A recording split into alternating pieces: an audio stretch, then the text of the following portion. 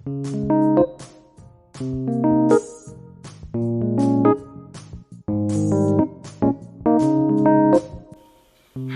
I'm Mary Claire Apgao, your student midwife for today. So today, I'm going to demonstrate catheterization. So what is catheterization? It is the insertion of the catheter through the urethra into the bladder to drain urine or install medication or fluid. It is commonly used to empty the bladder before or during the surgery. It is also necessary for this person who can't eliminate by themselves. So, first thing to do is gather all equipment needed to promote efficiency of the procedure. So, let's go. So here's the equipment I prepared. I have a catheter, then is a syringe with sterile water, sterile gloves, drape, surgical tape, cotton balls with betadine, forceps, urine bag, sterile water, betadine, alcohol for disinfection, and disposable bags for use materials. After we gather all the equipment needed, identify the client and explain to them the procedure. This is to allay the fear and anxiety of the patient during the procedure and gain their cooperation. Hello, I'm Mary Claire Apgao, your student midwife for today. May I know, Mom, your birthday and your name?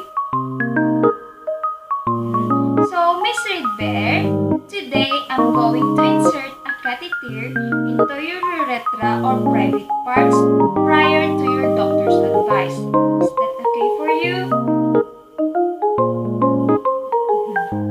So, after you identify the patient, wash your hands for infection control and prepare.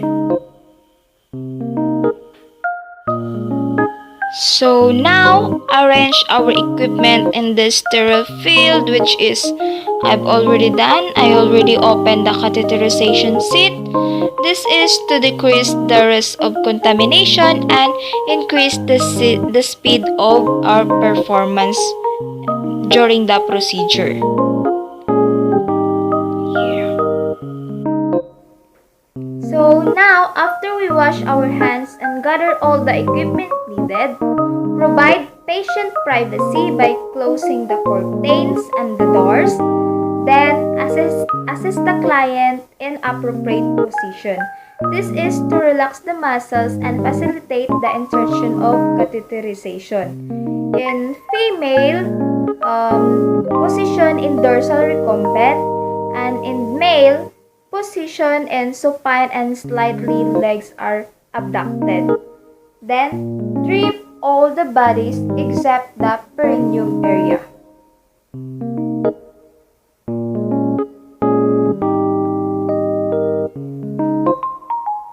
Drape properly and expose only the perineum area. Then, establish adequate lighting. Good lighting is to see the perineum clearly. And now, put a sterile glove to avoid contamination.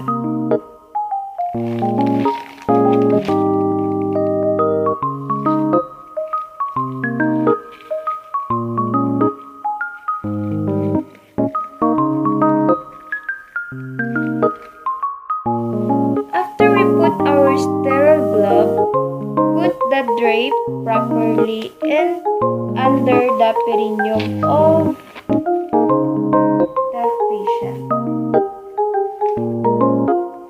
So this is sterile. Be careful not to touch the bed. Then this one.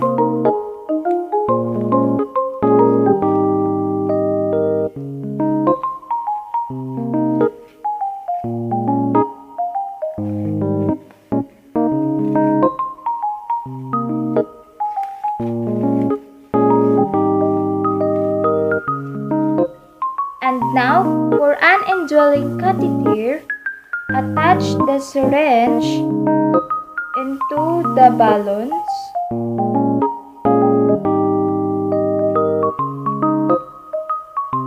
and instill the sterile water like this.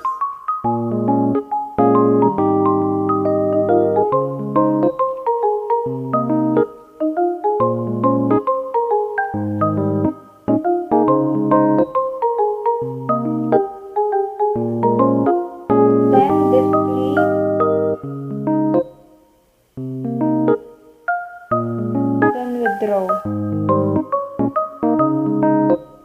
This is to check the balance patency and if there is an defect in the catheter.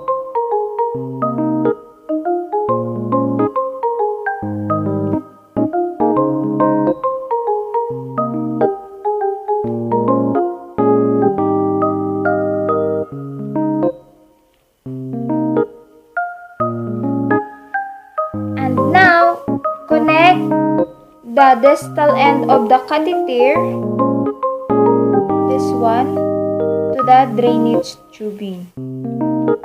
This is to prevent the urine from spilling during the procedure.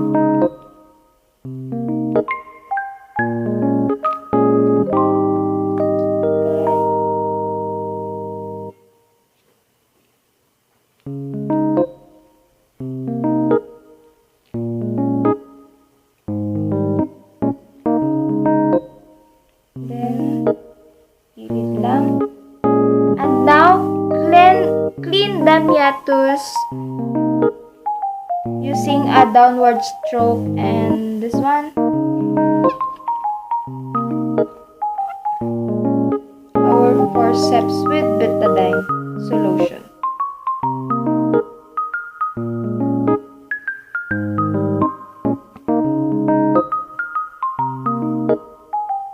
So, using our non-dominant hand, dito, bigyan natin dito. So, our non-dominant hand now are contaminated while our dominant hand are still sterile. Then, clean the meatus with betadine. One stroke into the anus, discard. Another one here, discard. Then at the center, discard. This is to remove the dirt and minimize the contamination. Now, lubricate the distal of the catheter.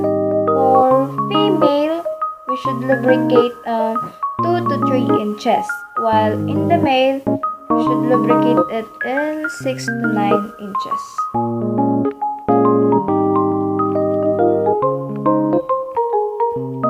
And now, insert the catheter into the urethra in a rotating manner. Instruct your client to take a slow deep breath upon insertion to relax the sphincter and facilitates the insertion of the catheter.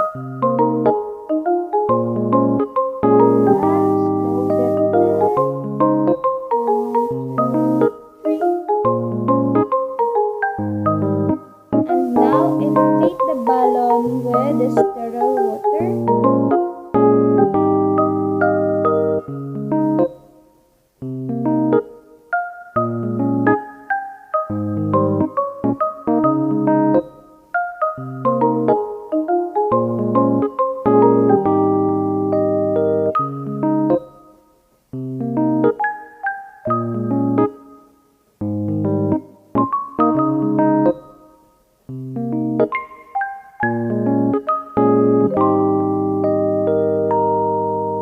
Then, tape the catheter into the legs of the patient to avoid moving and cause any pain.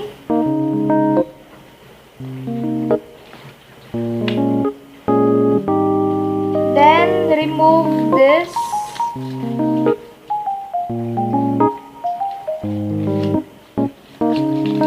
Careful. After we take the catheter into the legs, drape back properly. After we drape back properly the patient, secure the tubing and the urinary bag in a proper.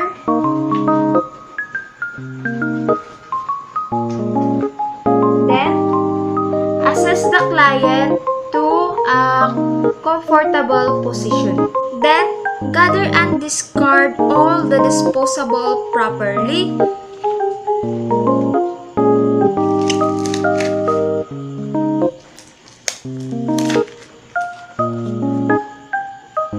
Wash hands and document the procedure we've done.